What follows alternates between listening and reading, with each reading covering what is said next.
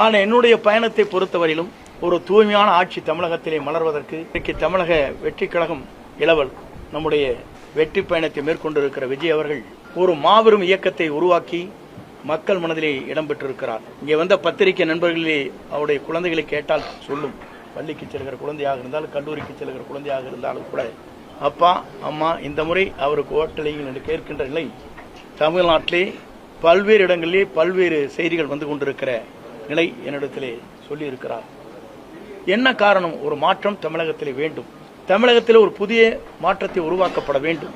தமிழகத்திலே இவர்கள் மட்டும்தான் ஆள வேண்டுமா?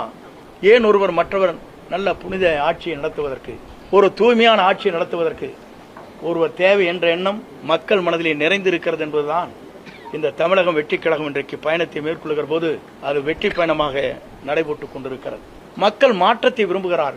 ஒரு தூய்மையான ஆட்சி தமிழகத்திலே கொண்டு வர வேண்டும், ஒரு மாற்றங்கள் தேவை என்ற நோக்கத்தோடு தான் இந்த பயணங்களை அவர் மேற்கொண்டிருக்கிறார்கள்.